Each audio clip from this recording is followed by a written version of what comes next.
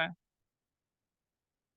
Jokes apart, चलिए concluded topic करते हैं। ये टॉपिक आपका जो वाइवा होगा बोर्ड एग्जाम में, उसमें भी भर भर के क्वेश्चन पूछे जाएंगे यहाँ से। फिर कुछ बच्चे मुझसे पूछते हैं कि सर ये प्रैक्टिकल के लिए वाइवा के लिए क्वेश्चन कहाँ से आएंगे, तो इसी में से आएंगे। और कैसे क्वेश्चन आएंगे वही तो शेयर करूंगा आपके साथ। तो जो हम आज थियोरेटिकल चीजें डिस्कशन में लेके चलेंगे, उनके अंदर वही सारे क्वेश्चन हैं जो एक्सटर्नल एग्जामिनर आपसे पूछता है वाइवा में। रेशो से पूछता है, कैश फ्लो से भर भर के क्वेश्चन पूछता है। और हमारे यहाँ पर जैसे कोई टीचर आता है ना, मान लो मेरे स्टूडेंट स्कूल में अगर कोई प्रैक्टिकल एग्जामिनेशन के लिए आएगा, तो बच्चे मतलब टीचर पूछते हैं कि सर इनसे क्या पूछूं। मैंने कहा पूरा syllabus, they are yours, ask anything, पूछिए।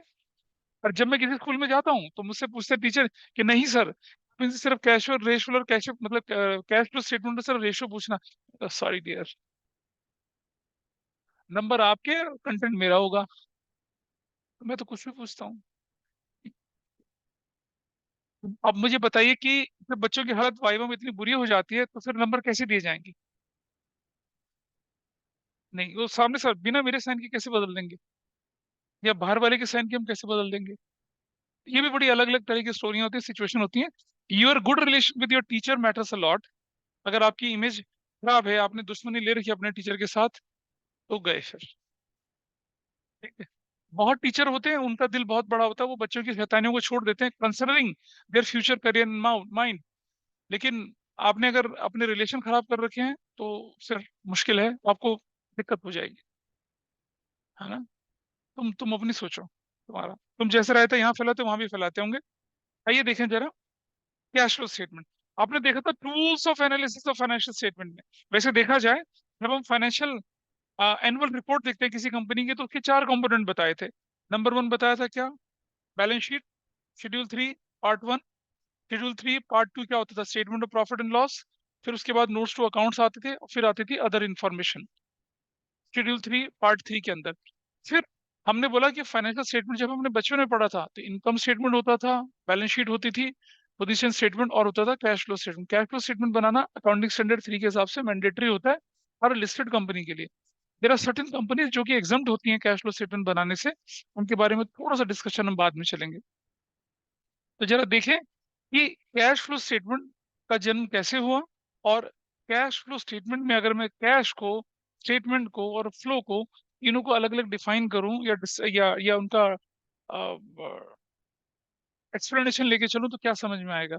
तीन शब्दों से मिलकर बना है, एक कैश है और एक फ्लो है और एक क्या है? स्टेटमेंट है।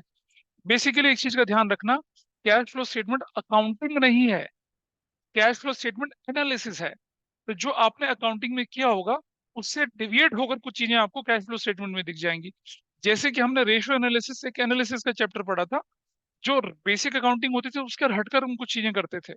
वहां तो बहुत कम होता था, यहाँ बहुत ज्यादा होता है उन सब चीजों के बारे में डिस्कशन। तो अगर आपने चैप्टर वन और चैप्टर टू ढंग से पढ़ा है और रेशियो एनालिसिस ढंग से पढ़ा है, तो ये चैप्टर आपको मजाक लगेगा। अच्छा, इस चैप्टर में भी टीचर्स की टेंडेंसी क्या होती है कि बेटा फॉर्मेट फॉर्मेट को ना रट लेना। फिर मैं दिखाऊंगा आपको फॉर्मेट रटने की जरूरत ही नहीं है कुछ भी। Each and everything very logically placed, और आपको कभी भी कुछ रटने की जरूरत नहीं पड़ेगी। मैंने कोशिश करी थी कि रेशो बिना रटाए सिखाऊं, वो मैंने सिखाया आप लोगों को। वो आपकी रिस्पॉन्सिबिलिटी ये है कि उसके जो 142 इलस्ट्रेशन है वो करने हैं, उसकी एक्सरसाइज के 192 क्वेश्चंस वो करने हैं, और स्कैनर। ये कर लेंगे तो रेशो कभी खराब नहीं होगा, कहीं भी कोई दिक्कत नहीं आने वाली है। Otherwise it is going to be nightmare to all of you. सुन लीजिए, आप करनी है अपनी, चैप्टर बिल्कुल नहीं करा यार ढंग से। चलिए देखें जरा, स्क्रीन दिख रही है सभी को? कोई मुझे बताएगा प्लीज, स्क्रीन विजिबल है?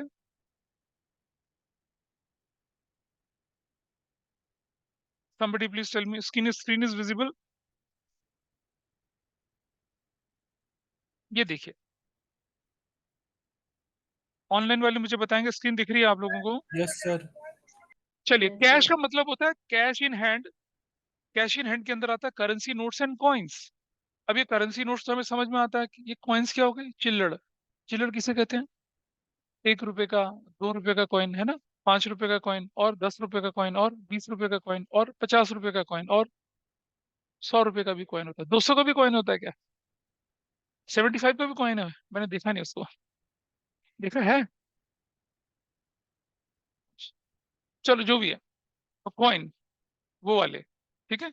अच्छा, कैश फ्लो स्टेटमेंट के अंदर कैश इन हैंड में करेंसी नोट्स भी आएंगे आपके पास, जो भी डिनोमिनेशन की करेंसी आपके देश में चल रही है, जिसके हिसाब से अकाउंटिंग चल रही है, वो सारी की सारी करेंसी आएंगी।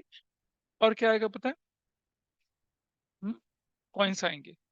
अच्छा, तीसरी चीज आती है demand deposit with the bank.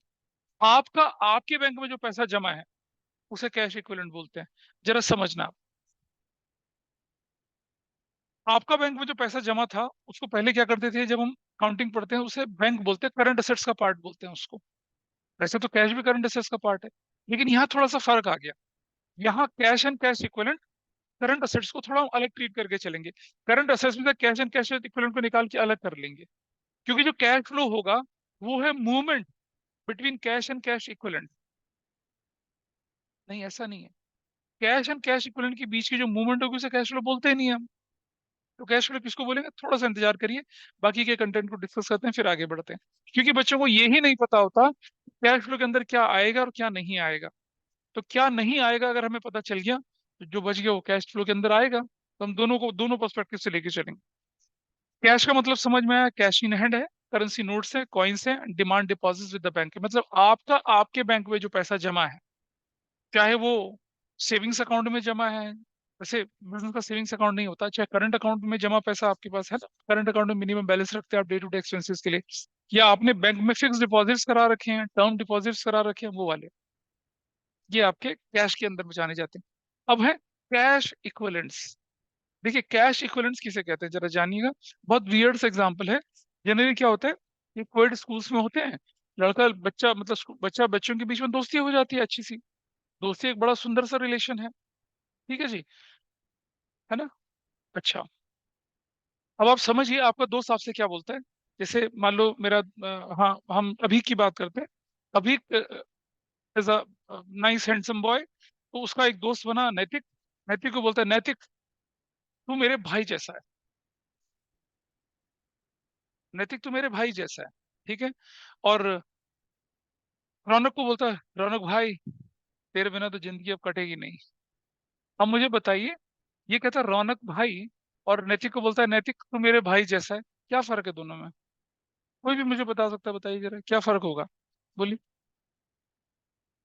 उसको कह रहा तू मेरा भाई है, उसे कह रहा तू मेरा भाई जैसा है।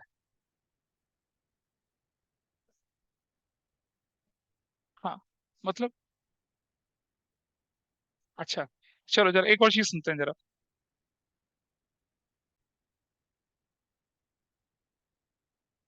हमारे क्वेश्चन में आया कैश इक्विवेलेंट, कैश जैसा। कैश नहीं है पर वो कैश जैसा है।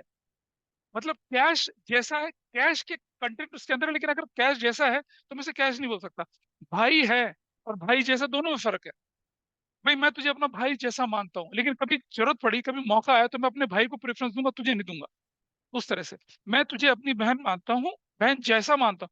बहन मानता हूँ तो तुझे बहन जैसा ट्रीटमेंट, बहन जैसी मानता हूँ तो भाई, हो सकता है किसी इंपॉर्टेंट पॉइंट ऑफ टाइम में मैं शायद तुम्हें डिस कर जाऊँ।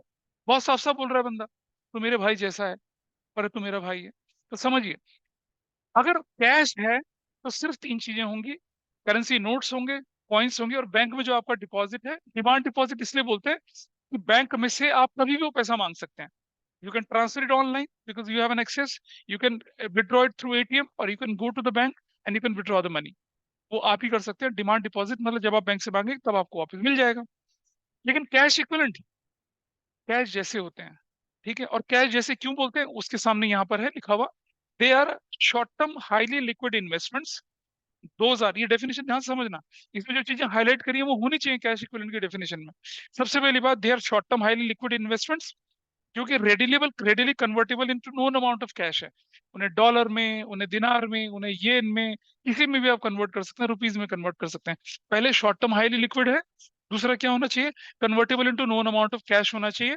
और और they are subject to an insignificant risk in change in their value.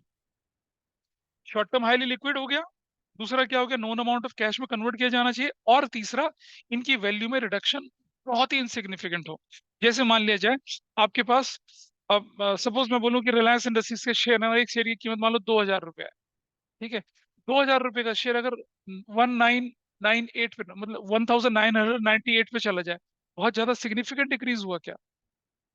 1990 में भी चला गया तो 10 रुपए को बहुत बड़ा डिक्रीज नहीं हुआ। वैसे तो बल्क में होगा तो वॉल्यूम के हिसाब से माना जाएगा, 1 रुपये, 2 रुपये, 50 पैसा, 25 पैसे का डिक्रीज हो जाना सिग्निफिकेंट डिक्रीज नहीं कहलाता। ठीक है, इनको कैश इक्विवेलेंट बोला जाता है।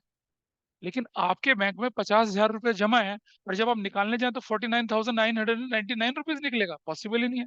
50,000 जमा तो 50,000 ही निकलेगा भाई, उससे कम तो निकल नहीं सकता। इसलिए उन्हें कैश बोला जाता है, इन्हें कैश इक्विवेलेंट बोला जाता है, क्योंकि decrease in value, yes that is present, बहुत सिग्निफिकेंट नहीं है।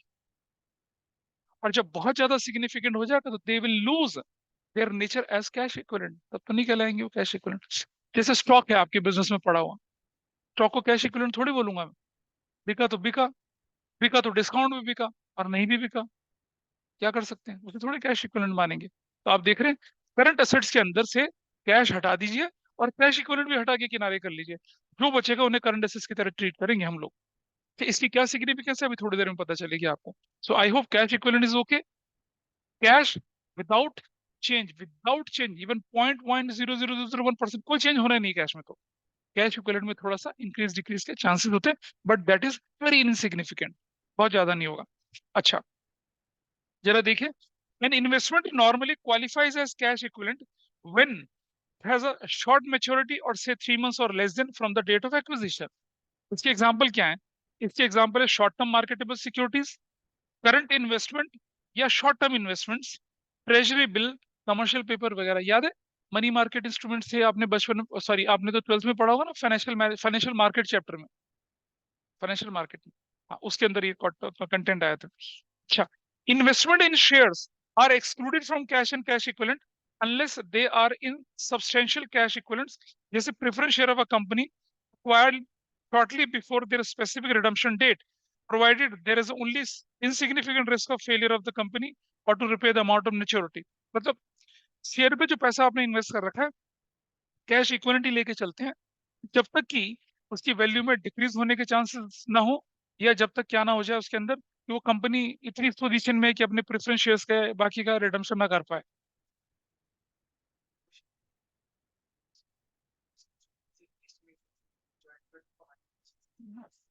सुनो मेरी बात, हम मैनेजमेंट नहीं पढ़ रहे हैं यहाँ पर, हम अकाउंटिंग पढ़ रहे हैं, और अकाउंटिंग में भी एनालिसिस पढ़ रहे हैं।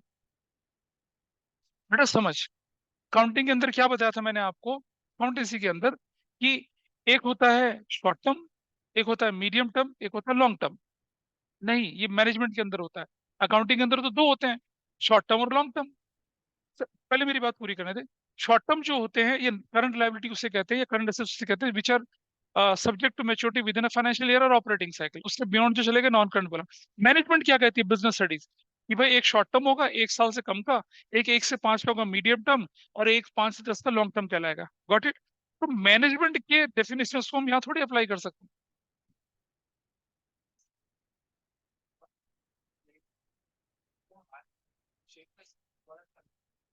हमने ट्रेजरी बिल की बात करी, हमने कमर्शियल पेपर की बात करी, ठीक है, और हम यहाँ बोल रहे हैं इन्वेस्टमेंट इन शेयर्स को इंक्लूड किया जाता है अगर वो शॉर्ट टर्म है, आपने शॉर्ट टर्म के लिए रखा और प्राइस में होने वाले इंक्रीज के बाद आपने उसे बेच दिया, तब रखा जाता है। लेकिन ये कह रहे हैं कि उनको एक्सक्लूड कर दिया जाएगा जो आपने क्या करा, रिडम्पशन डेट से पहले खरीदे, और आपको ये नहीं पता कि उनके failure of payment of risk वहां पर है, या कंपनी की पोजीशन ऐसी है कि वो उसको पेमेंट नहीं कर पाए या रिडम्पशन नहीं कर पाए, उनको एक्सक्लूड करने की बात कर रहे हैं। तो हमें तो बिल्कुल नहीं पता चलता ना। जैसे मान लीजिए रिडीमेबल प्रेफरेंस शेयर्स पे आपने इन्वेस्ट कर दिया, उसका रिडम्पशन होना है 31 मार्च 2024 को, और आपने आज खरीद लिया। अब आपको क्या पता कि 31 मार्च 2024 को जिस कंपनी के रिडीमेबल प्रेफरेंस शेयर खरीदे हैं उनकी वैल्यू में डिक्रीज होगा, या कंपनी बंद होगी, चलेगी, हमें कुछ नहीं पता ना उसके बारे में। ऐसी कंडीशन में वो लेके चले, लेकिन 12th क्लास के स्टूडेंट से इतना डिटेल नहीं पूछी जाती, क्योंकि ये लाइन एनसीईआरटी में गिवन है, इसलिए मैंने यहाँ डाल दी, जो कि सीयूटी के लिए इंपॉर्टेंट होती है। तो वो लिख देगा कि investment in shares are excluded from cash and cash equivalent in which situation, this is the situation, ऐसे बोलते हैं वो लोग। अच्छा देखिए जरा, अकाउंटिंग स्टैंडर्ड 3 रिवाइज है, उसके पैरा 7 के हिसाब से बताया जाता है कि कैश फ्लो इंक्लूड करता है movement between items that constitute cash and cash equivalent. जरा इसे समझते हैं ये क्या है, क्यों हम कैश एंड कैश इक्विवेलेंट के बारे में पढ़ते हैं, जरा यहाँ देखिए। देखो भाई जरा समझना, this is cash and cash ये कैश इक्विवेलेंट्स है। ये हमने यहाँ रख दिया कैश एंड कैश इक्विवेलेंट्स। और यहाँ रखा हम लोगों ने क्या, नॉन करंट असेट्स। यहाँ रखा हम लोगों ने करंट असेट्स। यहाँ रखा हम लोगों ने नॉन करंट लायबिलिटीज। यहाँ रखा हम लोगों ने करंट लायबिलिटीज। याद है, ये हमने पहले चैप्टर में पढ़ा था, रेशियो में पढ़ा था, इनके बारे में अच्छा खासा पढ़ा था। ये हम लेके चल रहे हैं ऐसे। अब जरा समझिए, अगर आपने आपने लॉन्ग टर्म लोन ले लिए, क्या ले लिया आपने, लॉन्ग टर्म लोन ले लिया, आपने लॉन्ग टर्म लोन लिया, तो उसकी वजह से क्या होगा, आपका कैश बढ़ेगा या घटेगा, बोलो तो। लॉन्ग टर्म लोन ले लिया तो क्या होगा, कैश बढ़ेगा या घटेगा, बढ़ेगा ना कैश। ठीक है जी। और अगर आपने लॉन्ग टर्म लोन की रिपेमेंट कर दी तो क्या हो जाएगा, कैश घटेगा। That's very clear. आपने सॉरी, ये करंट असेट्स थी, मैं गलत बोल गया। हाँ, मैं गलत बोल गया। अगर आप क्या करते हैं, मैं नॉन करंट लायबिलिटी की तरह treat, non current liabilities, current liabilities, non current assets और करंट एसेट्स। अब देखिए, अगर आप नॉन करंट, आप लॉन्ग टर्म लोन ले रहे हैं तो क्या होगा आपका, बताइए। Your cash will increase. अगर आप लॉन्ग टर्म लोन को पे कर रहे हैं, your cash will decrease. That's clear और नॉट। अच्छा, और चीज समझिए, अगर आप अगर आप क्रेडिटर को पेमेंट कर रहे हैं तो क्या होने वाला है, कैश आपका क्या होगा, डिक्रीज हो जाएगा। होगा ना कैश डिक्रीज। ठीक है। अच्छा, एक बात बताइए मुझे, आपने बिल्डिंग खरीद ली और बदले में शेयर इशू कर दिए, will it be a cash flow. Purchasing building for consideration other than cash, क्या कैश फ्लो होगा, will there any movement between cash and cash equivalent, नहीं होगी ना। ठीक है। हाँ, अरे रुक तो जाना, पहले मैं जो बोल रहा हूँ उसको समझना ना। यहाँ पर हमने बोला कि आपने क्या कर दिया, आपने बिल्डिंग खरीद ली और उसके बदले में शेयर इशू कर दिए। बिल्डिंग खरीदी, उसके बदले में share issue, cash and cash flow, cash का मूवमेंट कहाँ हुआ, आपने क्या किया, आपने शेयर इशू कर दिए मार्केट से, शेयर इशू कर दिए मार्केट से, और बदले में क्या कर दिया, पैसा ले लिया, तो कैश फ्लो हुआ, बिल्कुल हुआ। जब आप शेयर इशू करते हैं कैश के लिए, तो वो कैश फ्लो यानी कैश की मूवमेंट कहलाएगी। लेकिन जब आप शेयर इशू करते हैं बिल्डिंग खरीदने के लिए, वो कैश की मूवमेंट नहीं कहलाएगी। अच्छा, दूसरा देखिए, आपने क्या कर दिया, प्लांट मशीनरी बिल्डिंग कैश में खरीद ली, तो क्या हो जाएगा, बताइए मुझे, बताइए। तो कैश आपका क्या होगा, कम हो जाएगा। जब आप प्लांट मशीनरी बिल्डिंग बेच रहे हैं तो क्या होगा, कैश आपका बढ़ जाएगा। जब आप डेटर से पैसा ले रहे हैं तो क्या हो जाएगा, कैश बढ़ जाएगा। जब आप क्रेडिटर को पेमेंट कर रहे हैं तो क्या होगा, कैश घट जाएगा। तो अगर cash and cash equivalent and movement between current assets, movement between current liability, movement between non current liability and non current assets होती है, तो वो क्या कहलाता है, कैश फ्लो कहलाता है। ठीक है जी। अच्छा, आपने क्या कर दिया, नॉन करंट एसेट्स ले ली, इसके बदले में नॉन करंट लायबिलिटी के बदले में, मतलब आपने क्या कर दिया, डिबेंचर इशू कर दिए, इसके बदले में, बिल्डिंग के बदले में, no cash flow, cash flow कहलाएगा ही नहीं। अच्छा, एक और चीज समझिए, आपने कैश को कहा, बैंक अकाउंट में जमा कर दिया, इसे भी कैश फ्लो नहीं बोलेंगे। आपने कैश को बैंक में जमा करा दिया, इसे कैश फ्लो नहीं बोलेंगे। अकाउंटिंग में it is cash flow, but cash flow statement में कैश फ्लो नहीं कहलाएगा अकाउंटिंग स्टैंडर्ड 3 के हिसाब से। अकाउंटिंग स्टैंडर्ड 3 बहुत क्लियरली कर रहा है, कैश फ्लो कब कहलाएगा, जब ये मूवमेंट होगी किसके बीच में, cash and cash equivalent and non current assets या नॉन करंट लायबिलिटी या करंट असेट्स या करंट लायबिलिटी, उसके बीच की मूवमेंट क्या कहलाएगी, कैश एंड कैश, क्या मतलब कैश फ्लो कहलाएगी। अगर हमने एक बैंक में पैसा जमा करा दिया, अगर हमने शॉर्ट टर्म मार्केटेबल सिक्योरिटीज खरीद लिए, तो भी वो कैश फ्लो नहीं है, वो कैश एंड कैश इक्विवेलेंट ही कहलाएगा। क्योंकि कैश के अंदर, कैश एंड कैश इक्विवेलेंट को हम क्या लेके चल रहे हैं, एक यूनिट लेके चल रहे हैं, उसका और दूसरों के बीच की मूवमेंट है उसे हम कैश फ्लो बोलेंगे, उसके विद इन जो मूवमेंट है उसे कैश फ्लो नहीं बोलेंगे। तो 1 मार्कर क्वेश्चन आता है आपके एग्जाम में। ठीक है, sale of short term marketable securities at profit, sale of marketable securities as a loss, तो वो कैश फ्लो स्टेटमेंट है ही नहीं, वो तो कैश फ्लो कहलाएगा नहीं। वो तो क्या है, it is a movement between cash and cash equivalent. ठीक है जी। तो जरा देखें आप अपनी डेफिनेशन पे यहाँ पर क्या कहती है ये, just see. Cash flow excludes movement between the item that constitute cash and cash equivalent because these components are the part of cash management of an enterprise rather than the part of its operating, investing, financing activities. ये transaction क्या होती है, साफ साफ दे रखा है, cash withdrawn from bank for business use, cash deposited into bank for cash deposited into bank out of cash in hand, cell purchase of short term marketable securities या investments. ये क्या कहलाती है? कैश फ्लो नहीं कर, ये movement between cash and cash equivalent कहलाती है। आगे चलें थोड़ा सा। अब कैश का फ्लो क्या कहलाएगा, जरा समझे एक बात। क्या कोई मुझे बताएगा कि फ्लो ऑफ कैश और फ्लो ऑफ रिवर में क्या फर्क है? बता माधव, नदी का फ्लो और कैश का फ्लो, इन दोनों में क्या फर्क है? सेम।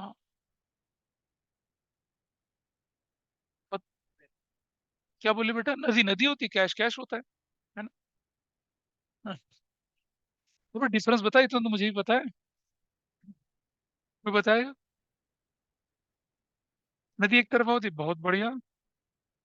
हाँ, नहीं सही बोलिए, वो नदी एक तरफा होती है। देखिए सुनो, नदी का फ्लो जो होता है वो डाउनवर्ड की तरफ चलता है, ठीक है। एक नदी है जो सिर्फ साउथ से नॉर्थ की तरफ चलती है, बाकी सारी नदी हिंदुस्तान की नॉर्थ से साउथ की तरफ चलती हैं। शायद कावेरी है जो नदी अपोजिट डायरेक्शन में, लेकिन वो भी ढलान की तरफ चलती है, ठीक है जी। भी याद है गर्मियों में जब दिल्ली में बाढ़ आई थी तो क्या हुआ था? फ्लड आई थी। देखिए, नदी का पानी डाउनवर्ड चलता है। बैकवर्ड कब होता है? जब नदी में बाढ़ आती है तो सीवर रिवर सब बैक मारते हैं, तब होता है, अदरवाइज नहीं होता। लेकिन कैश का फ्लो तो आना और जाना दोनों तरफ होता है। तो जो कैश की मूवमेंट होती है, क्या वो इनफ्लो आउटफ्लो दोनों होगी? लेकिन नदी का फ्लो जो होगा क्या होगा? ओनली आउटफ्लो, इनफ्लो नहीं होता वो कभी भी। बोलिए। नहीं होगा, ठीक है। तो जरा देखिए, जब कैश हमारी ऑर्गेनाइजेशन के अंदर आएगा तो उसको क्या बोलेंगे? इनफ्लो ऑफ कैश बोलेंगे। और जब कैश हमारी ऑर्गेनाइजेशन से जाएगा तो क्या बोलेंगे? उसको आउटफ्लो ऑफ कैश बोलेंगे। The movement of cash in and out due to some non cash item, क्या बोले हम लोगों ने? नॉन कैश आइटम की वजह से, समझ रहे हैं? नॉन कैश आइटम की वजह से बैंक बढ़ गया क्योंकि हमने कैश जमा करा दिया, बैंक घट गया क्योंकि हमने कैश विड्रॉ कर दिया।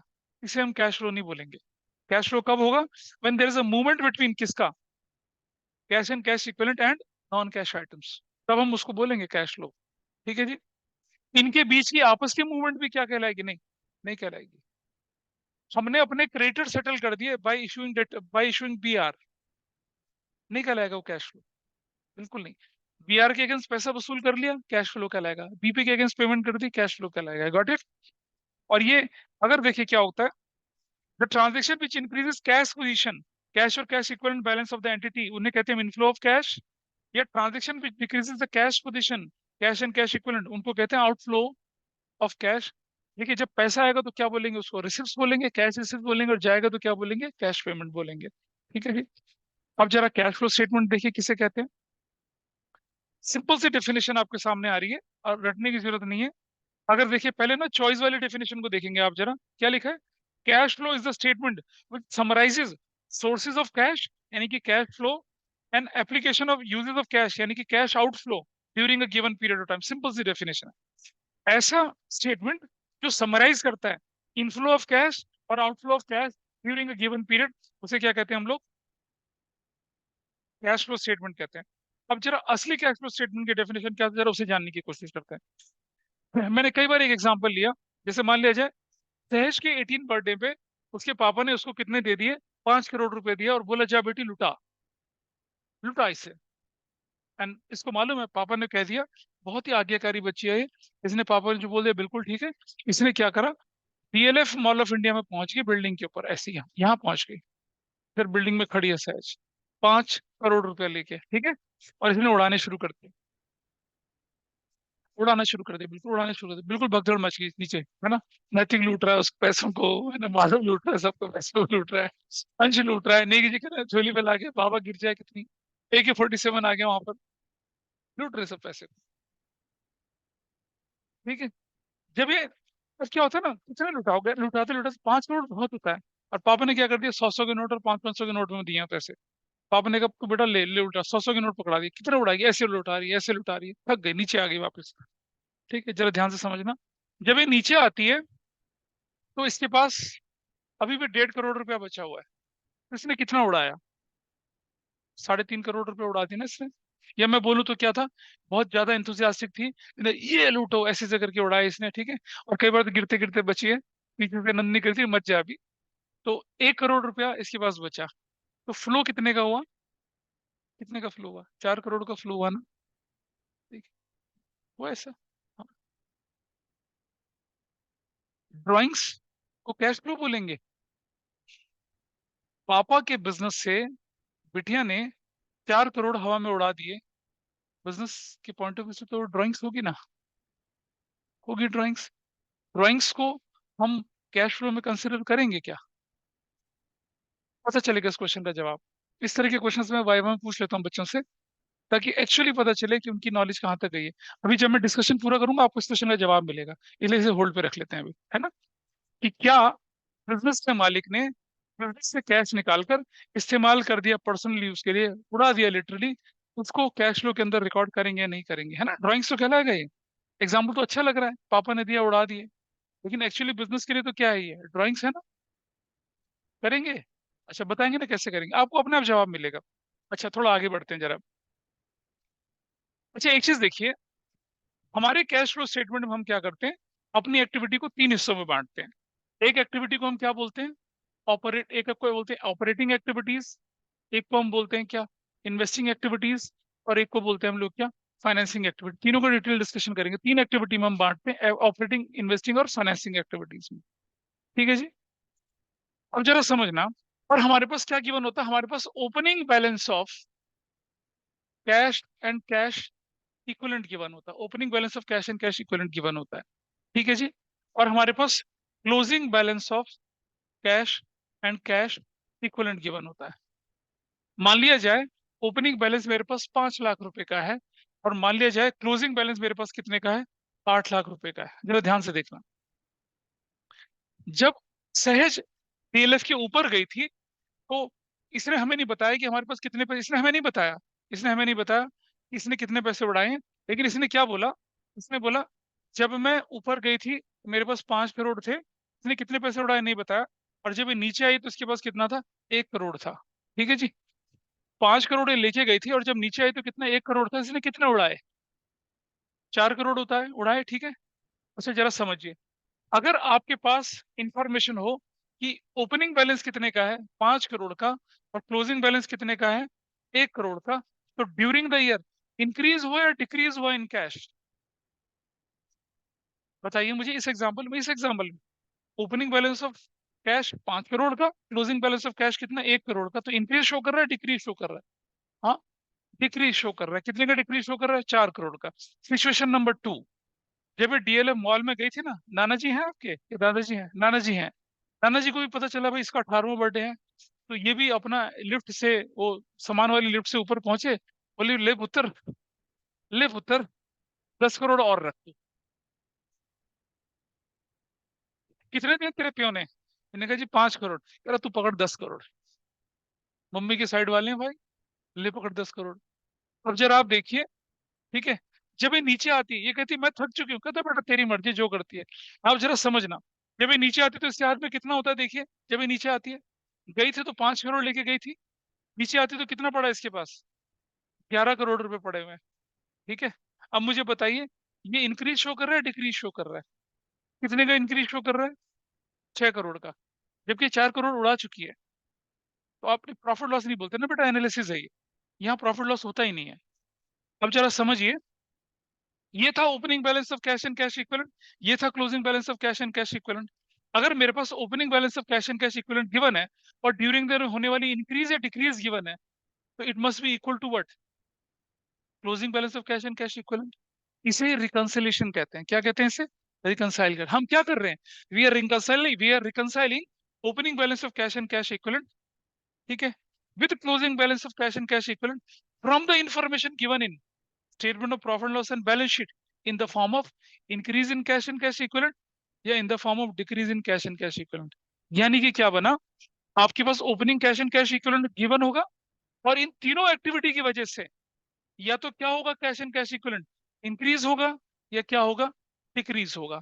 अब ओपनिंग के साथ अगर इंक्रीज को जोड़ते हैं, it must be equal to क्या, क्लोजिंग बैलेंस के बराबर, तो मतलब आपका कैश फ्लो ठीक बना है। ओपनिंग अगर कैश एंड कैश इक्विवेलेंट है, और अगर ये डिक्रीज को माइनस किया, it must be equal to what, closing cash and cash equivalent. इसी रिकंसिलेशन को हम क्या बोलते हैं, कैश फ्लो स्टेटमेंट बोलते हैं। और कैश फ्लो स्टेटमेंट कुछ भी नहीं है, सिंपल सी चीज है कि आपके पास opening balance of cash and cash equivalent given होगा, और आपके पास closing cash and cash equivalent given होगा।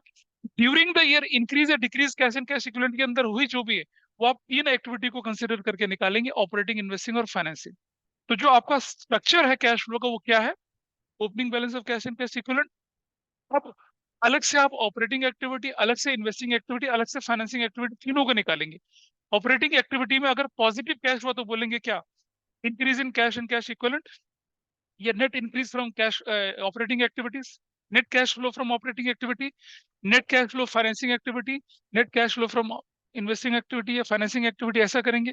अगर अगर अगर पैसा डिक्रीज हुआ, नेगेटिव हुआ, तो क्या बोलेंगे? Net cash use in operating activity, net cash use in investing activity, net cash use in financing activity, plus minus करके इन तीनों का टोटल जो होगा वो क्या कहलाएगा?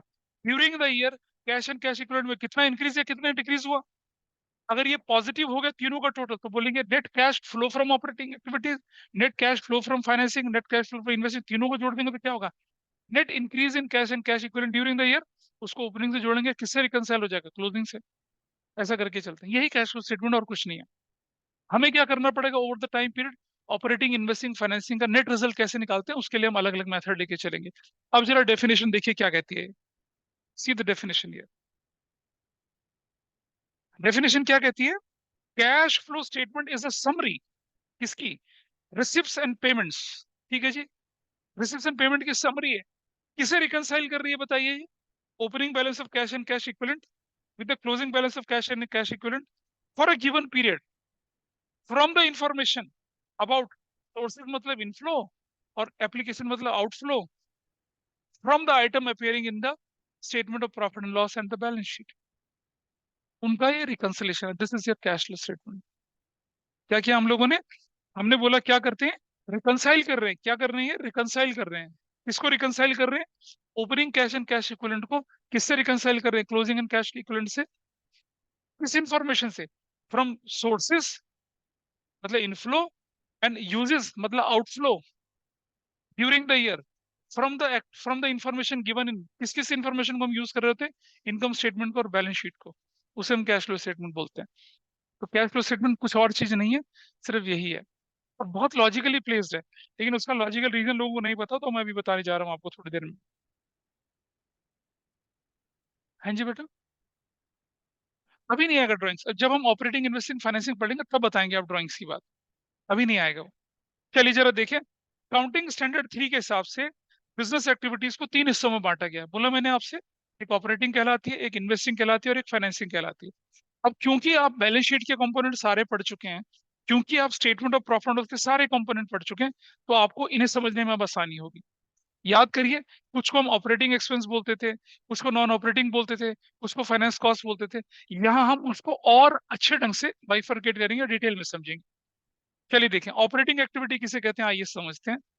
प्रिंसिपल रेवेन्यू जनरेटिंग एक्टिविटी, आपका गारमेंट का बिजनेस है, कपड़ा बेचकर, कपड़ा खरीद कर जो आपने पैसा लिया उसको क्या बोलेंगे आप? ऑपरेटिंग एक्टिविटीज कह लेंगे। प्रिंसिपल, पढ़िए देखिए, operating activity are the principal revenue producing generating activities of the enterprise other than investing and financing.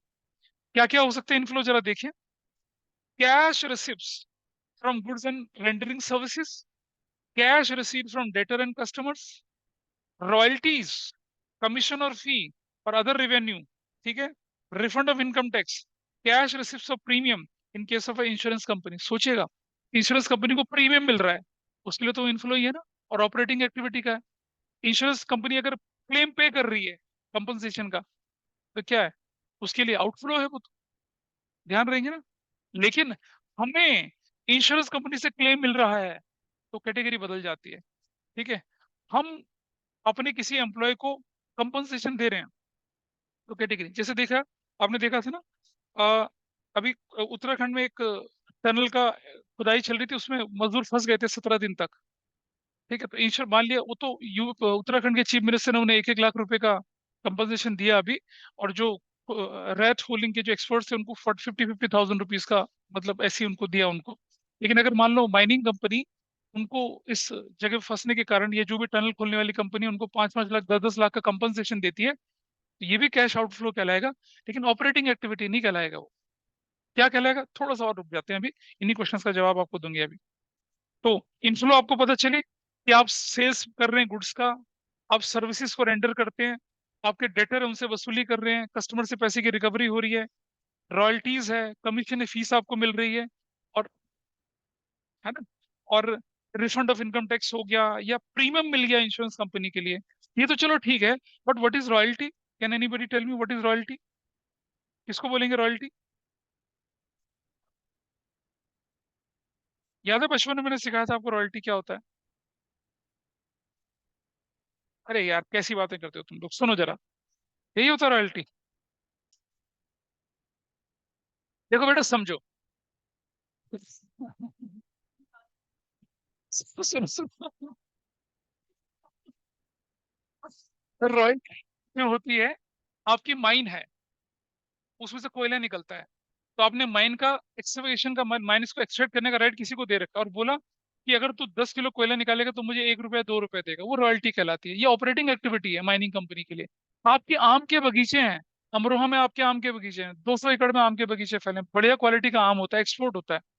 तो जो आम के बगीचों के मालिक होते हैं वो क्या करते हैं पता है?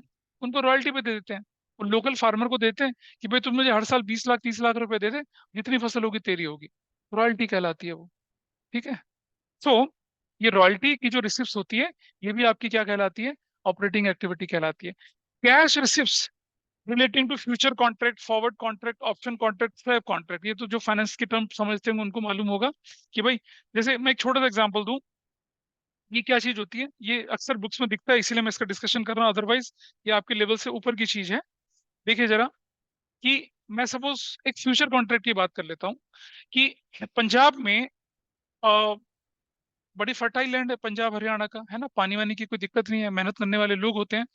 तो मान लो पेप्सिको ने चिप्स बनाने के लिए पंजाब के, मान लो जलंधर एरिया के किसानों के साथ एक कॉन्ट्रैक्ट करा कि भाई ठीक है, आप ना आलू उगाएंगे और वो सारा आलू हम खरीदेंगे आपसे।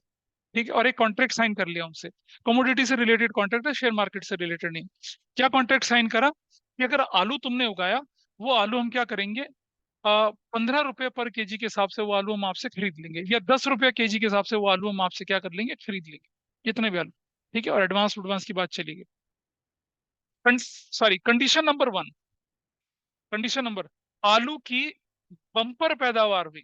बम्पर पैदावार मतलब बहुत जबरदस्त आलू हुआ उस साल। तो आप जानते हैं जब पैदावार बहुत ज्यादा होगी तो मार्केट में क्या हो जाएगा, उसका प्राइस कम होना शुरू हो जाएगा। आलू के प्राइस मार्केट से कितना, 8 रुपीज पर केजी जाना शुरू हो गए हैं। पेप्सी को देखती है प्राइस तो 5 रुपए तक भी चले जाएंगे। वो क्या करती है, इनसे कॉन्टेक्ट, इनसे बात करती है कि सुनो, अभी मार्केट में प्राइस कितना है, 8 रुपया है, तुम्हारे पास 20,000 रुपये, 20,000 केजी आलू पड़ा हुआ है, कितना डिफरेंस है कॉन्ट्रैक्ट का अभी, 2 रुपया। ऐसा करो, 2 रुपया केजी हमसे ले लो अभी, और हमें कॉन्ट्रैक्ट से फ्री कर दो। ठीक है जी। किसान को मालूम है जलंधर में भी नहीं बिकेगा, पटियाला में बिकेगा, लुधियाना में बिकेगा। वो कहता है ठीक है भाई, आलू उसके पास ही है, फ्री में 20,000 रुपये आ रहे हैं, 20 दूनी 40,000, वो कहता है ठीक है जी, वो 40,000 लेता है, कॉन्ट्रैक्ट से फ्री कर देता है। ठीक है जी। तो क्या हुआ, और चिप्स बनाने वाली कंपनी को इस फ्यूचर कॉन्ट्रैक्ट के अगेंस्ट क्या देना पड़ गया, 40,000 देना पड़ गया। ऑपरेटिंग एक्टिविटी कहलाएगा। इसे इंश्योरेंस क्लेम की तरह ट्रीट नहीं करेंगे, इसे एक्स्ट्रा ऑर्डिनरी की तरह ट्रीट नहीं करेंगे। ठीक है, क्योंकि आपने कॉन्ट्रैक्ट है तो बिजनेस है ना आपका, तो ये। अच्छा, कंडीशन नंबर 2, अच्छा तुम बोलो कि कंपनी को नुकसान नहीं हुआ, वो क्या करेगी, मार्केट में आलू की कीमत जब 4 रुपए पर केजी, उसके हिसाब से खरीद लेगी। 10 रुपए के हिसाब से खरीदना है या 4 रुपए की, कौन सा कंपनसेशन 2 रुपए का दे दे, तब भी तो कंपनी फायदे में रही ना, वैसा कर लेगी। दूसरा ऑप्शन देखिए, आलू की पैदावार बहुत कम हुई, मार्केट में प्राइस बढ़कर कितना हो गया, 12 रुपए हो गया, और किसान को मालूम है प्राइस 20 रुपए जाएगा। तो कॉन्ट्रैक्ट रहता है कंपनी से कि भी मेरी 20,000 किलो आलू बने, आके देख लो, 2 रुपए मुझसे ले लो और मुझे कॉन्ट्रैक्ट से फ्री करो। कंपनी कहती है ठीक है, तुझसे नहीं खरीदेंगे, पटियाला वाले से खरीद लेंगे, कपूरथला वाले से खरीद लेंगे। कर लिया। अब किसान ने उसे 40,000 रुपए दिया, और बाद में आलू 20 रुपए केजी के हिसाब से बेच दिया। तो आप देख रहे हैं इस तरह के, इन्हें कहते हैं वायदा बाजार, मतलब हिंदी में वायदा बोलते हैं उनको, फ्यूचर, मतलब अगर आप थोड़ा सा फाइनेंस की टर्म को ढंग से पढ़ेंगे तो इस तरह के कॉन्ट्रैक्ट होते हैं। ये कॉन्ट्रैक्ट मेटल में भी होते हैं, ये कॉन्ट्रैक्ट फूड ग्रेन में भी होते हैं, कॉन्ट्रैक्ट शेयर्स में भी होते हैं। ठीक है जी। तो इस तरह के कॉन्ट्रैक्ट अगेन पैसा लिया दिया जाए, अगर आ जाए तो क्या बोलेंगे उसको, रेवेन्यू फ्रॉम ऑपरेशंस बोलेंगे, और चला जाए तो क्या बोलेंगे, नहीं एक्सपेंस नहीं बोलेंगे, आउटफ्लो बोलेंगे। लेकिन इसकी कंडीशन क्या होनी चाहिए, कि आप उसमें ट्रेड करने चाहिए। क्या बोले, when the contracts are held for dealing और ट्रेडिंग पर्पस, इन्वेस्टमेंट पर्पस के लिए ना हो जाए, तब नहीं बोलते उसको। आउटफ्लो किसको बोलेंगे भाई, cash purchase of goods and services, cash payment to creditor and supply of the goods, cash payment to an insurance enterprises for premiums, claims, annuities and other policy benefit. हम अगर किसी इंश्योरेंस कंपनी को payment कर रहे हैं तो हमारी operating activity कहलाएगी वो। Salaries, wages, payment to employees हो गया, cash payment of income tax, इसको भी हम क्या बोलते हैं? अच्छा, जब तक कि वो इनकम टैक्स की पेमेंट ना फाइनेंसिंग या फिर इन्वेस्टिंग ना मानी जाए। अभी टैक्स ना ऑपरेटिंग, इन्वेस्टिंग, फाइनेंसिंग कब होता है उसके बारे में कुछ पॉइंट है जिन्हें मैं टाइम आने पर डिस्कस करूंगा। Cash payment relating to claims in case of insurance company operating कहलाएगा। और अगर आपने पेमेंट कर दी फ्यूचर कॉन्ट्रैक्ट, फॉरवर्ड कॉन्ट्रैक्ट वगैरह के बारे में, तो ये भी ऑपरेटिंग कहलाएगा। कुछ चीजों का ध्यान रखना है। Payment to and on behalf of employees, salary, provident fund, bonus वगैरह सब ऑपरेटिंग एक्टिविटी है ऑर्गेनाइजेशन के लिए। Cash flow arising from the purchase and sale of या डीलिंग और trading in securities, cash advances, loans made by financial enterprises are usually classified as operating activities as they are the main activities of such enterprise। भाई bank के लिए loan लेना और देना क्या है? ऑपरेटिंग एक्टिविटी है। बैंक के लिए डिविडेंड लेना इज व्हाट? ऑपरेटिंग एक्टिविटी है। बैंक तो इन्वेस्ट करता है, ठीक है। लेकिन डिविडेंड पे करना, फाइनेंसिंग होगा कैसे होगा, उसके बारे में डिस्कशन करेंगे। निधि जी क्या प्रवचन सुन रहे हैं बाबा का? उसका फोन खुला है क्या? क्यों? देखो, सच तस्वीरें देख रहा है, बताओ कौन था, किसकी फोटो थी? अनन्या पांडे की? मतलब फिल्म स्टार चंकी पांडे की बेटी? ये कौन सी लड़की है भाई?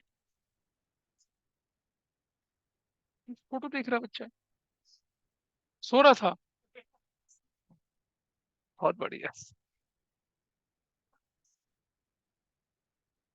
इसने वो होता है ना फोन के आगे क्या बोलते हैं उसको, वॉलपेपर में लगा रखी है किसी सुंदरी की फोटो।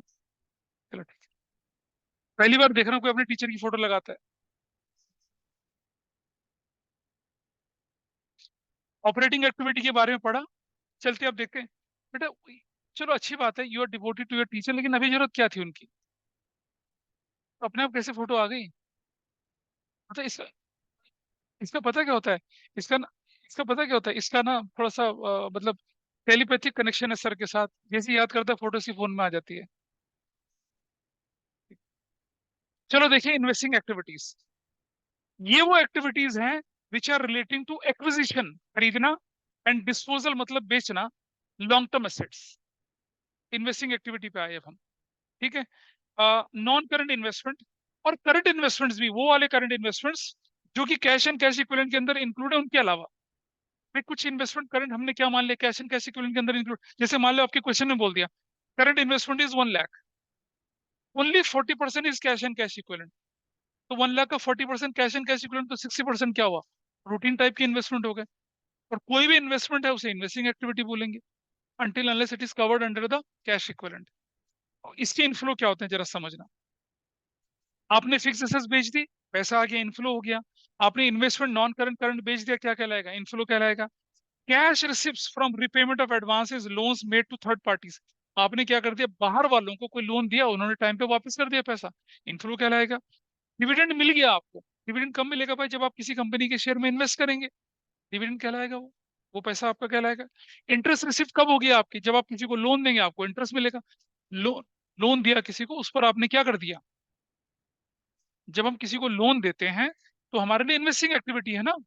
अब अंश ने अगर निधि जी को 5 करोड़ का लोन दे दिया, वो कह रहा मैं दूंगा ही नहीं, देगा? इसने 5 करोड़ का लोन दे दिया, अंश के लिए वो इन्वेस्टमेंट हुआ ना, ठीक है। और नेगी जी ने कहा कि मैं तुम्हें 10% इंटरेस्ट दूंगा, तो इसके पास जो पैसा आया वो इंटरेस्ट की इनकम है ना, वो भी क्या कहलाएगी आपकी? इन्वेस्टिंग की कहलाएगी, ठीक है। Rent received for a property held as an investment, आपने कोई प्रॉपर्टी इन्वेस्टमेंट के लिए रखी हुई थी, उससे रेंट मिल गया, वो क्या कहलाएगा आपका?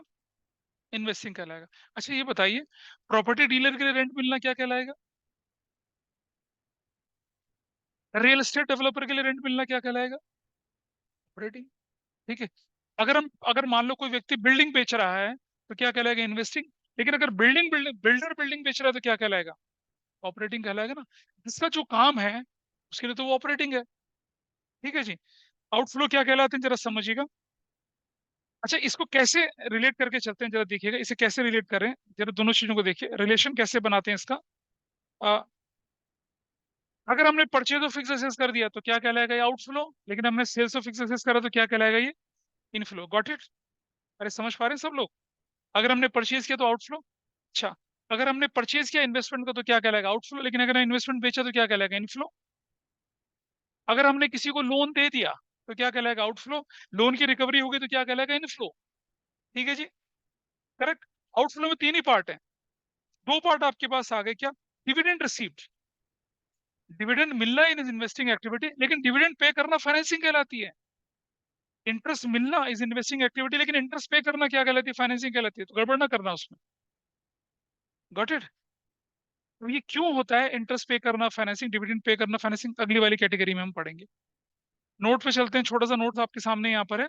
ये क्या कहता है आपसे कि purchase of goodwill will always be an investing activity for any type of organisation, चाहे फाइनेंशियल है, चाहे नॉन फाइनेंशियल है, चाहे मैन्युफैक्चरिंग है, चाहे ट्रेडिंग है। गुडविल क्या कहलाएगी आपकी? हमेशा क्या कहलाएगी? इन्वेस्टिंग कहलाएगी। सेपरेट डिस्क्लोजर क्या कह रहे हैं? Investing activities is important because they represent extent to which expenditure have been made for resources intended to generate future revenue. कई बार क्वेश्चन आता है, भाई क्यों आप ऑपरेटिंग इन्वेस्टिंग फाइनेंसिंग में operating activity finance investing activity separate क्यों दिखा रहे हो? आप कैश फ्लो तो एनालिसिस है ना। अगर ऑपरेटिंग से पैसा ज्यादा अच्छा आ रहा है, इसका मतलब क्या हुआ? आपका बिजनेस बढ़िया, आपकी कोर एक्टिविटी स्ट्रांग है। लेकिन अगर आपकी मशीनरी प्लांट को बेचकर पैसा आ रहा है, इन्वेस्टिंग से इनफ्लो ज्यादा आ रहा है, इसका मतलब आपका बिजनेस तो ठीक नहीं चल रहा। ये एनालिसिस पता चलता है। और अगर आपका इन्वेस्टिंग का आउटफ्लो ज्यादा है, इसका मतलब क्या हो रहा है? कि आप फ्यूचर में ग्रोथ एक्सपेंशन की तरफ भाग रहे हो, उस तरह से आगे बढ़ रहे हैं। तो क्या बोला? सेपरेट डिस्क्लोजर इसलिए इंपॉर्टेंट है। If investment is shown under current assets then it is to be taken as cash equivalent. ये ध्यान रखना, इन्वेस्टमेंट करंट असेट्स के अंदर दे रखा होगा तो कैश इक्विवेलेंट लेके चले, until unless there is an adjustment with that. इसमें लिख दिया कि इन्वेस्टमेंट 60% कैश इक्विवेलेंट है तो 40% नॉन कैश माना जाएगा। फाइनेंसिंग एक्टिविटी की तरफ चलते हैं। ये क्या कहता है आपसे? अब जरा समझिएगा। Any activity which is relating to acquisition of fund, चाहे वो शॉर्ट टर्म हो चाहे लॉन्ग टर्म हो, उसे बोलते हैं हम फाइनेंसिंग।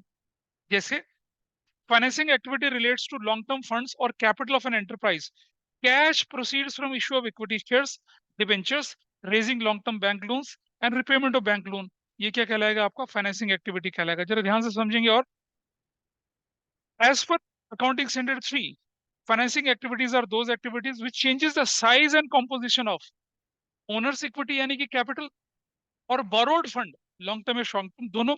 ये देखिए यहाँ पर, ऐसी कोई भी एक्टिविटी जिससे ओनर्स की इक्विटी या बोरोइंग का साइज बदल जाए, कंपोजिशन बदल जाए, उसे क्या बोलते हैं हम लोग? फाइनेंसिंग एक्टिविटी बोलते हैं। इसके इनफ्लो देखेंगे। अगर हम इश्यू ऑफ शेयर कैश के लिए कर रहे हैं तो इनफ्लो है, लेकिन अगर हम रिडम्पशन ऑफ प्रेफरेंस शेयर कर रहे हैं तो क्या है? आउटफ्लो है। अगर हम इश्यू ऑफ डिवेंचर कर रहे हैं कैश के लिए तो क्या है? इनफ्लो है। रिडम्पशन कर रहे हैं तो क्या? आउटफ्लो है। अगर हम लॉन्ग टर्म बोरोइंग ले रहे हैं तो क्या कहलाएगा? वो इनफ्लो कहलाएगा। एक चीज और ध्यान रखना, short term borrowings, bank loan, bank overdraft, cash credit, ये भी आपकी क्या कहलाएंगे? फाइनेंसिंग कहलाएंगे। और अगर हम क्या कर रहे हैं? शॉर्ट टर्म बोरोइंग की पेमेंट कर रहे हैं तो क्या कहलाएगा? आउटफ्लो कहलाएगा। अब देखिए, जब आपने शेयर इशू किया तो फाइनेंसिंग का इनफ्लो था। जब आपने शेयर की पेमेंट कर दी, रिपेमेंट कर दी, रिडीम कर दिया तो क्या कहलाएगा? वो आउटफ्लो कहलाएगा। लेकिन शेयर की साथ साथ आपको डिविडेंड भी तो देना पड़ता है, तो dividend is what? Financing activity. आपने लोन लिया, क्या हुआ? बोरोइंग बढ़ गई ना आपकी, फाइनेंसिंग एक्टिविटी है। लोन रिपे करेंगे तो क्या? फाइनेंसिंग आउटफ्लो है। लोन पे इंटरेस्ट पे करेंगे तो क्या है? वो भी तो फाइनेंसिंग आउटफ्लो कहलाएगा। तो समझना, इंटरेस्ट मिलना और डिविडेंड मिलना इज व्हाट? Investing activity. लेकिन इंटरेस्ट पे करना और डिविडेंड पे करना इज व्हाट? Financing activity. लेकिन अगर इंटरेस्ट और डिविडेंड कौन पे कर रहा है? इंटरेस्ट और डिविडेंड अगर बैंक पे कर रहा है तो इंटरेस्ट की पेमेंट बैंक के लिए क्या कहलाएगी? ऑपरेटिंग। लेकिन डिविडेंड की पेमेंट बैंक के लिए भी क्या है? फाइनेंसिंग की तो है। क्योंकि अगर बैंक शेयर इशू करेगा तभी तो डिविडेंड देगा, और शेयर इशू करना बैंक के लिए भी फाइनेंसिंग है। आगे बढ़ते हैं थोड़ा सा। Dividend paid is a financing activity for all types of organisation. Issue of bonus share will not be a financing activity. Separate disclosure of cash flow arising from financing activity is important because it is useful in predicting claims in future cash flows by providers of fund, both capital and borrowings. मतलब capital वाले क्या चाहेंगे आपसे? Dividend चाहेंगे, और borrowing वाले क्या चाहेंगे? इंटरेस्ट चाहेंगे। इसलिए जरूरी होता है जानना। ठीक है, यहां तक देखा हम लोगों ने। थोड़ा सा आगे बढ़ते हैं।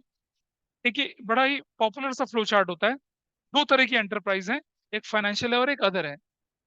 देखिए जरा, cash flow interest paid and interest received से तो ऑपरेटिंग है, किसके लिए? फाइनेंशियल के लिए, बैंक के लिए। एग्री करते हो नहीं करते हो? बैंक के लिए इंटरेस्ट पे करना और रिसीव करना क्या है? ऑपरेटिंग एक्टिविटी है। डिविडेंड रिसीव करना बैंक के लिए ऑपरेटिंग एक्टिविटी है, लेकिन डिविडेंड पे करना बैंक के लिए क्या कहलाएगा? फाइनेंसिंग एक्टिविटी कहलाएगा। हाँ, बैंक तो शेयर में ऐसे ही इन्वेस्ट करता है ना, तो उसमें तो डिविडेंड मिलेगा उसको। ठीक है जी। अच्छा, अब अदर कंपनी के लिए देखिए, इंटरेस्ट पे करना फाइनेंसिंग एक्टिविटी, इंटरेस्ट रिसीव करना और डिविडेंड रिसीव करना इन्वेस्टिंग एक्टिविटी, और डिविडेंड पे करना क्या? Financing activity. हाँ बिल्कुल, डिविडेंड तभी तो देंगे जब आप शेयर इशू करेंगे, शेयर इशू करना फाइनेंसिंग था। अब जरा कुछ पॉइंट है, बड़े अच्छे इंपॉर्टेंट पॉइंट है, उसको ध्यान रखना। Cash flow operating, investing, financing से पॉजिटिव या नेगेटिव दोनों हो सकता है, अभी बताया था मैंने यहाँ पर। अगर पॉजिटिव होगा तो कैश फ्लो, ये increase in cash and cash equivalent बोलेंगे, otherwise decrease in cash and cash equivalent बोलेंगे। देखिए जरा, तीनों का टोटल क्या हो सकता है? अब मैंने बोला था ना, sum of cash flow from all the activity taken together with the opening cash and cash equivalent shall be equal to closing cash and cash equivalent. यही तो रिकंसिलिएशन था। अब एक क्वेश्चन आपके पास आया, एक सिंगल ट्रांजेक्शन, एक सिंगल ट्रांजेक्शन जो इन्वेस्टिंग और फाइनेंसिंग दोनों होती है, ये आपके सामने है। कैसे? मान लो आपने एक ट्रक, डिलीवरी ट्रक खरीद लिया इंस्टॉलमेंट पे, 1 करोड़ का ट्रक था, 20 लाख एडवांस दे दिए, डाउन पेमेंट दे दी, 80 लाख का लोन करवा के आपने ट्रक खरीद लिया। अब लोन की ईएमआई बनेगी, बनेगी ना ईएमआई? लोन की ईएमआई बनी मान लो 1 लाख रुपए की, तो आप जानते हैं जब बैंक ईएमआई लेता है, कुछ पोर्शन प्रिंसिपल होता है, कुछ पोर्शन इंटरेस्ट होता है। प्रिंसिपल प्लस 80,000 का प्रिंसिपल है और 20,000 का इंटरेस्ट है, टोटल मिला के 1 लाख की ईएमआई भरते हो। बेटा जैसे जैसे आप प्रिंसिपल पे करोगे, ट्रक आपका होता चला जाएगा, इन्वेस्टिंग कहलाएगा। Got it? और जैसे जैसे इंटरेस्ट पे करोगे, वो फाइनेंसिंग कहलाएगा। तो जो ईएमआई होती है किसी लोन की, उसमें जो प्रिंसिपल पार्ट होता है वो क्या कहलाता है? इन्वेस्टिंग। और इंटरेस्ट वाला पार्ट क्या कहलाता है? फाइनेंसिंग कहलाता है। ये एक्टिविटी का एग्जांपल है। ठीक है। अच्छा, एक और चीज मैंने पूछा था, मतलब एक बार बोर्ड में क्वेश्चन आया था, व्हेन कैन, देखो interest received, interest received investing activity होती है, इसके लिए और ऑर्गेनाइजेशन के लिए। इंटरेस्ट इज रिसीव्ड बैंक के लिए ऑपरेटिंग होती है। ठीक है। When can interest received be financing activity? जब आपके सामने interest on calls in arrear, share issue किया, फाइनेंसिंग एक्टिविटी, शेयर का पैसा धीरे धीरे मिला, उस पर इंटरेस्ट लगाया, वो भी फाइनेंसिंग एक्टिविटी है। तो जवाब आया, उस साल बच्चों ने क्या जवाब लिखा? Never. When can interest receive financing activity लिख दिया था नेवर। अरे काहे है never? Interest on cost and arrear क्या है? फाइनेंसिंग एक्टिविटी तो है। तो इंटरेस्ट रिसीव तीनों तरह से होता है। ऑपरेटिंग किसके लिए होगा? बैंक के लिए। इन्वेस्टिंग किसी के रूटीन ऑर्गेनाइजेशन के। फाइनेंसिंग। क्या? पे करना, रिसीव करना तो इन्वेस्टिंग है ना। पे करना तो फाइनेंसिंग, हम तो रिसीव की बात कर रहे हैं। ठीक है। Issue of shares for consideration other than cash, issue of share for purchase of building, या conversion of debenture into shares, ये कैश फ्लो नहीं है। रीजन बताया ना, कैश एंड कैश इक्विवेलेंट के बीच की मूवमेंट होनी चाहिए, तभी हम कैश फ्लो बोलते हैं। ठीक है। अच्छा, ये तीन तीन अलग अलग, अब छोटे छोटे क्वेश्चंस आपके सामने जो लिख रखे हैं यहाँ पर। क्लासिफिकेशन क्यों जरूरी है? इससे आपको impact of other different activities in your business पता चलता है। ठीक है। कौन कौन सी कंपनियां ऐसी हैं जो कि कैश फ्लो जिनको बनाना जरूरी नहीं होता? देखिए जरा ध्यान से समझना। ओपीसी है ना, 1% कंपनी, बताया था आपको, इशू शेयर्स पढ़ाते थे, उनको आपको क्या करना है? वो कैश फ्लो बनाने की कंपल्शन नहीं है। A small company with a maximum paid up capital of 50 lakh or such higher amount as may be prescribed which shall not no more than 5 crore, या मैक्सिमम टर्नओवर 2 करोड़ है, या such higher amount not more than 20 crore, इनको भी आपको cash flow बनाने की जरूरत नहीं है। एक dormant company which is an inactive company which formed for some future projects, मतलब उसके लिए भी आपको कैश फ्लो बनाना जरूरी नहीं है। अदरवाइज लिस्टेड कंपनी के लिए कैश फ्लो बनाना जरूरी है। ठीक है जी। और अब आपके सामने क्वेश्चन आ गया, ये नंबर 3, देख पा रहे हैं सब लोग ऑनलाइन वाले? Can you see this? ये example number, yes sir. Question number 3 है, ये सब देख लीजिए। अब आप खुद पता लगाइए कि ये जो एग्जाम्पल 3 आपके सामने आया, ये वाला, इसमें से कौन, अगर ये ऑपरेटिंग इनफ्लो है तो ओ प्लस कर देंगे या ओ आई कर देंगे, और अगर ऑपरेटिंग का आउटफ्लो है तो क्या लिखेंगे? ओ माइनस, ओ प्लस, आई प्लस और आई माइनस। ये आपको आइडेंटिफाई करना है, क्वेश्चन नंबर 3। ठीक है, अपनी नोटबुक में देख के कर सकते हैं। फिर मैं जब डिस्कशन करूंगा, सोल्यूशन वैसे नीचे दे रखा होगा, लेकिन सोल्यूशन को स्क्रॉल नहीं करेंगे। ठीक है, इसे देखना है बस, रुक जाइए, आप शेयरिंग विद यू को अपने आप करना। चलो देखते हैं। कैश कलेक्टेड फ्रॉम डेटर्स क्या चीज है भाई? ये ऑपरेटिंग का inflow. Cash paid to creditor क्या है? ऑपरेटिंग का outflow. Cash paid to employ क्या है? Operating outflow. Debenture issued for cash क्या है? फाइनेंसिंग का इनफ्लो। लोन फ्रॉम आईडीबीआई क्या है? फाइनेंसिंग का inflow. Proceeds from cash cell क्या है? ऑपरेटिंग का इनफ्लो। डिविडेंड पेड क्या है? अच्छा आराम से, अच्छा आराम से, अच्छा मैं दोबारा से बोल रहा हूँ। नंबर 1 है ऑपरेटिंग का इनफ्लो। नंबर 2 है ऑपरेटिंग का आउटफ्लो। आप लिखिए ओ प्लस या ओ माइनस, आई प्लस या आई माइनस करिए ना, पूरा पूरा क्यों लिखते हो? कैश पेड टू एम्प्लॉय क्या है? O minus. Debenture issued for cash क्या है? F plus. Loan from IDBI क्या? फाइनेंसिंग का inflow, F plus. Proceed from cash sales क्या? ऑपरेटिंग का प्लस। कैश सेल्स, सेल्स किसको बोलते हैं? प्रोसीड का मतलब पैसा आया, बेच के पैसा आया, प्रोसीड्स कहते हैं हाँ। डिविडेंड पेड क्या? Financing outflow. बेटा तुम प्रिंस चार्ल्स हो क्या? तुम क्यों नहीं लिखते? तुम नवाब हो कहीं के? तो यही बात है तुम्हारी खराब है, पता है। Dividend receive, interest received, investing का इनफ्लो। डिविडेंड रिसीव्ड, इन्वेस्टिंग का inflow. Interest paid, financing outflow. Repayment of loan from IDBI, financing outflow. Purchase of shares of Aptech limited, investing का इनफ्लो, आउटफ्लो सॉरी। अगर आप किसी कंपनी के share खरीदते हैं तो क्या कहलाएगा वो? शेयर इशू करना अलग चीज है, खरीदना, खरीदने का मतलब इन्वेस्टिंग का outflow. Sale of building, investing का inflow. Purchase of furniture, investing outflow. Issue of preference shares, financing का inflow. Redemption of debenture, financing outflow. Payment of interim dividend, financing outflow. Cash receive from insurance claim, अब इसको छोड़ देंगे, अब इसका discussion नहीं कर। अरे एक फाइनल डिविडेंड होता है साल के आखिर में, interim dividend in between the year. Cash payment of taxes, operating outflow. Refund of income tax, operating का inflow. Cash receipt for future contract, forward contract, ये क्या चीज कहलाएगा? ऑपरेटिंग का inflow. Payment of insurance premium, operating का outflow. Cash payment to and of behalf of employ, operating का outflow. Buyback of equity share को छोड़ देंगे, अभी नहीं करेंगे, इन दोनों को मैंने प्रिंट कर रखा अलग कलर से, बाद में डिस्कस करेंगे। Cash payment relating to future contract, forward contract, ये क्या कहलाएगा? ऑपरेटिंग का आउटफ्लो कहलाएगा।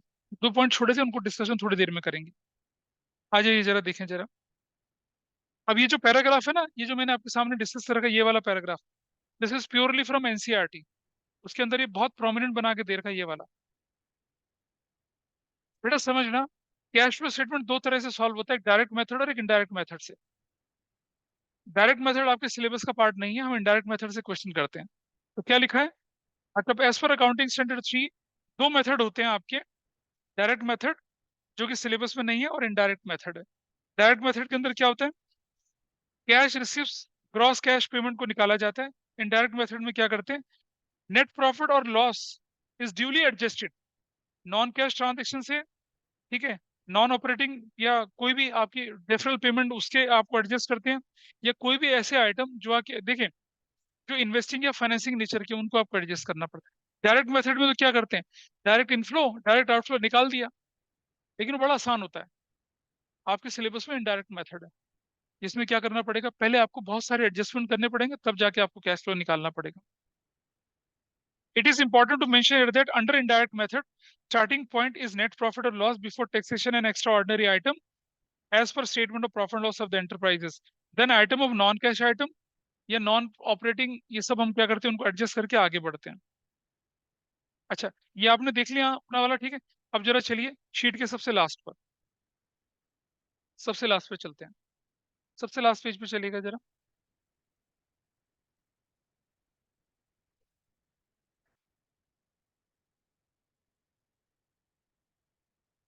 एक्वायरिंग पेटेंट, ये आप इंटेंजिबल एसेट्स खरीद रहे हैं। इन्वेस्टिंग आउटफ्लो, आउटफ्लो कौन से वाले पार्ट पे गए आप? लास्ट पेज पे चलें। लास्ट पेज पे कहाँ पहुंचे? ये पेटेंट वाला कहाँ से आया? ठीक है, क्या लास्ट पेज पे चलिए, जहाँ लिखा मोर फॉर रिवीजन दिख रहा है आपको? Classify following activity into operating, investing या फाइनेंसिंग एक्टिविटीज। हम मैन्युफैक्चरिंग ऑर्गेनाइजेशन है, फाइनेंशियल एंटरप्राइजेस है। परचेज ऑफ इन्वेस्टमेंट, मैन्युफैक्चरिंग के लिए क्या है भाई? सबसे लास्ट पेज पे, सबसे लास्ट पेज पर, नहीं सॉरी, सबसे लास्ट पेज पे, हाँ मैं हूँ पेज नंबर 12 पे, क्वेश्चन नंबर 1 है उस पे, दिख रहा है? परचेज ऑफ इन्वेस्टमेंट्स, मैन्युफैक्चरिंग के लिए क्या है बताइए ये? सारे पढ़ लेते हैं। Purchase of investment, proceed from sale of investment, brokerage paid on purchase of sale and investment, interest received on debenture held as investment, dividend received share as held in investment, loan and advances made to third parties, receipts or repayment of loans and advances to third parties, receipts of interest on loan and advances made to third parties। बहुत clear सा answer है। अगर manufacturing enterprises तो क्या investing, और अगर financial है तो क्या है? ऑपरेटिंग। आउटफ्लो इनफ्लो कुछ भी हो सकता है ना, परचेज सेल्स दोनों है। सिंपल सा आंसर था ये। यही एक्टिविटी मैन्युफैक्चरिंग के लिए इन्वेस्टिंग है, इनफ्लो आउटफ्लो अकॉर्डिंगली होगा, और यही एक्टिविटी फाइनेंशियल एंटरप्राइजेस के लिए क्या है? ऑपरेटिंग कहलाएंगे। आगे बढ़ते हैं, दूसरा क्वेश्चन 8, क्वेश्चन 8 में 2, classify the following activity into operating, investing and financing activity in case of manufacturing enterprises, B real estate. Purchase of land, purchase of building, sale of land, sale of building, brokerage paid, rent received, payment of construction cost of a building. अगर ये manufacturing organisation है तो क्या कहलाएगा? Investing. लेकिन अगर real estate है तो क्या कहलाएगा? ऑपरेटिंग। ठीक है, got it? Is that clear? Financing का तो कोई रोल ही नहीं है यहाँ पर। समझ पा रहे हैं? ये क्लैरिटी बहुत जरूरी है कि ऑपरेटिंग इन्वेस्टिंग, क्योंकि जब आपको बैलेंस शीट दिखेगी, स्टेटमेंट ऑफ प्रॉफिट लॉस दिखेगा, you have to pick up the item कि भाई ये ऑपरेटिंग का, इन्वेस्टिंग का, फाइनेंसिंग का, तब तो हमारे क्वेश्चन ठीक से बनेंगे। आइए चलते हैं नीचे। Give an example of an activity which is classified as operating activity in case of all enterprises. Payment made to employees, सबके लिए क्या कहलाएगी? Operating. Given activity which is investing for all types of organisation, purchase of goodwill, सबके लिए क्या कहलाएगी? Investing. Investing बेटा, operating नहीं। Give an example of activity which is financing activity for all organisation, payment of dividend. Dividend चाहे operating, investing, financing हो, dividend चाहे bank है, चाहे नॉन बैंक है, चाहे फाइनेंस कुछ भी है, सबके लिए क्या कहलाएगा? Payment of dividend, not receipt of dividend. Give two example of an activity which is classified operating activity in case of one enterprise and investing activity for another enterprises.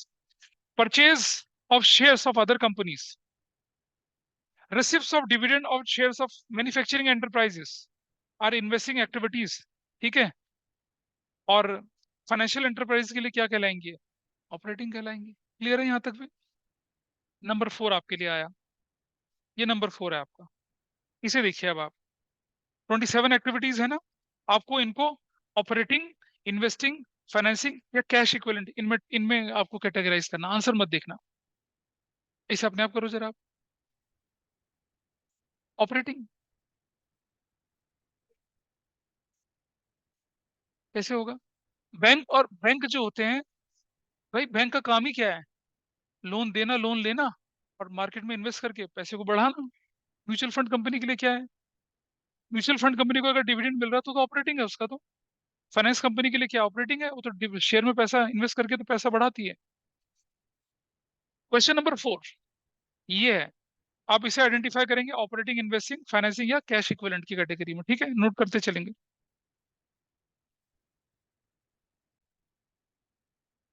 इसे देख लीजिए, दिस वाज, ये वाला नीचे वाला part एक बार इसको देख लीजिए, स्क्रीनशॉट ले लीजिए इसका।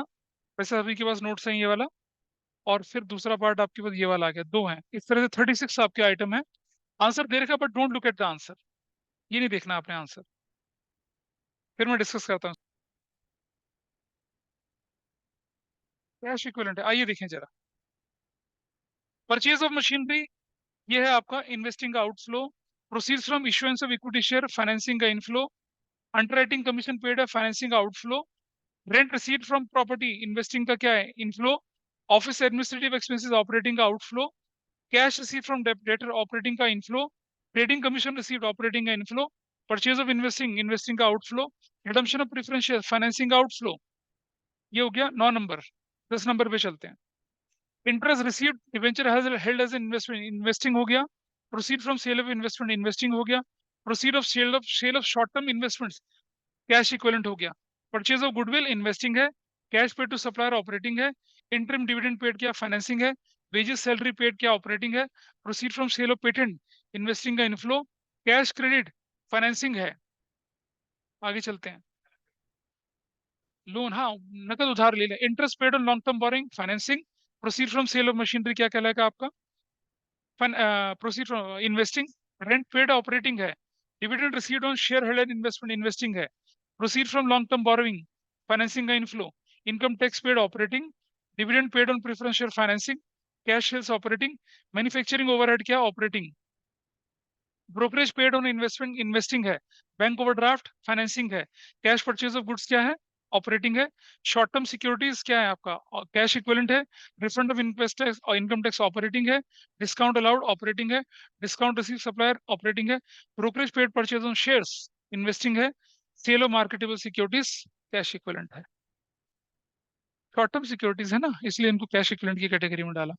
क्लियर है जी यहाँ तक कहानी। Identify which of the following transactions are classified operating by a financial company. Payment of salary and wages क्या है बताइए, payment of interest on loan taken बताइए क्या है। अबे लोन लेना देना ऑपरेटिंग ही तो होता है उनके लिए, काहे का financing. Receipt of interest on loan, purchase of share for trading, बोलिए। अच्छा जी, purchase of share as an investment, बोलो। अब जरा समझना एक बात, नोट को पढ़िए। Purchase of share as investment is long term assets not held for resale and this is an investing activity. अगर कोई बैंक शेयर को इन्वेस्टमेंट के लिए खरीद रहा है तो भाई इन्वेस्टिंग ही तो कहलाएगा, और सिर्फ परचेज कर रहा है तो क्या कहलाएगा, वो ऑपरेटिंग कहलाएगा। ठीक है। Purchase of shares on behalf of customers, ये जरा समझिए क्या होता है। अगर आप अपने कस्टमर के बिहाफ पे शेयर खरीद रहे हो तो ये तो आपका काम है ना, आप ब्रोकरेज लेंगे उसकी, काम खत्म हो जाएगा। ठीक है। क्या लिखा है, purchase of shares on behalf of customer and sale of shares on behalf of customer is not an operating act. हाँ, ओ सॉरी, सुन, रुको रुको रुको मैं बता दूं। Purchase of share on behalf of customers and sale of share on behalf of customer is not operating activity, they being purchase for its customer. अच्छा जरा समझना, इनको हम अपने कैश फ्लो के अंदर इंक्लूड ही नहीं कर सकते हैं। रीजन समझिएगा। इन पर जो आप ब्रोकरेज लेते हैं, भाई देखो, एक बैंक क्या करता है आपके बिहाफ पे, क्या करता है, शेयर खरीदता है, ब्रोकरेज ले लेता है आपसे, आपको ट्रेडिंग प्लेटफॉर्म प्रोवाइड कर रहा है, ब्रोकरेज आपकी ऑपरेटिंग कहलाएगी। लेकिन कस्टमर के बिहाफ पर शेयर खरीदना और बेचना आपका कैश फ्लो के अंदर ही नहीं आएगा, नहीं है, क्योंकि पैसा उसका, शेयर उसके, आपको क्या मिला, कुछ नहीं। जो आपको मिला वो ब्रोकरेज कहलाएगी, वो कमीशन ब्रोकरेज जो है वो आपके लिए ऑपरेटिंग है, सीधी सी बात है भाई। ऑपरेटिंग इन्वेस्टिंग फाइनेंसिंग तो तब ना जब मेरा पैसा जाए, मैं कस्टमर के बैंक अकाउंट से पैसा निकाल रहा हूँ और उसके शेयर उसके डिमेट अकाउंट में डाल रहा हूँ, मेरे पास तो कुछ है नहीं। हमारे लिए तो कैश फ्लो होगा ही नहीं ना ये। हाँ, ब्रोकरेज हम अगर उससे ले रहे हैं तो हमारे लिए कैश फ्लो कहलाएगा। ठीक है। इस ऑफ डिबेंचर क्या है, फाइनेंसिंग एक्टिविटी है। नंबर देखिए नेक्स्ट, आइडेंटिफाई फॉलोइंग एक्टिविटीज जो कि नॉन फाइनेंस कंपनीज और फाइनेंस कंपनी के लिए क्या कहलाती है। देखिए, cash proceeds from sale of fix assets, cash paid for purchase of stock in trade. पहले देखिए, cash proceeds from sale of fix assets, non finance company के लिए क्या कहलाएगा ये, नॉन फाइनेंशियल कंपनी के लिए क्या, cash proceeds from sale of fix assets investing है, डिवेंचर परचेज इन्वेस्टिंग है, लोन एडवांस इन्वेस्टिंग है, परचेज ऑफ पेटेंट इन्वेस्टिंग है। ठीक है। और बाकी एक्टिविटी क्या है आपकी, देखिए जरा, बाकी कौन सी एक्टिविटी बचती है यहाँ पर, 1, 4, 5 और 6 है, तो 2 और 3 क्या बची, cache page for stock in trade, non finance company के लिए ऑपरेटिंग है, और 3 रिपेमेंट ऑफ लोन टेकन, ये क्या है आपका फाइनेंसिंग है, लोन जो ले रखा है उसको वापस कर रहे हैं। Transaction they are classified investing activity for finance company, finance company के लिए सिर्फ 2 एक्टिविटी इन्वेस्टिंग कहलाएंगे, फिक्स एसेट्स को बेचना और परचेज ऑफ पेटेंट करना, बस। तो जो भी हमने आज सीखा वो थ्योरेटिकल एस्पेक्ट था आपका, आपको ऑपरेटिंग क्या है, इन्वेस्टिंग क्या है, फाइनेंसिंग क्या है, ये पता चला होगा। ठीक है। अगली क्लास में हम इसके प्रैक्टिकल क्वेश्चन शुरू करेंगे। स्टॉक इन ट्रेड और, अबे यार, स्टॉक इन ट्रेड सुनो, आपको क्या बताया था मैंने, पीटर इंग्लैंड का शोरूम है, पीटर इंग्लैंड के शोरूम में जो सामान रखा हुआ है क्या, पैंट शर्ट, ठीक है, ये सब जो आप बेच रहे हैं, ब्लेजर वगैरह जो बेच रहे हैं, ये क्या आपके लिए है, स्टॉक है ये आपके लिए। ठीक है। और जो आप वॉलेट, बेल्ट, मैन की एसेसरीज खरीद रहे हैं बनी बनाई बेचने के लिए, उन्हें स्टॉक इन ट्रेड बोलते हैं। वो वो गुड्स है और स्टॉक है, जो बना बना खरीदते हैं उसे स्टॉक इन ट्रेड करते हैं।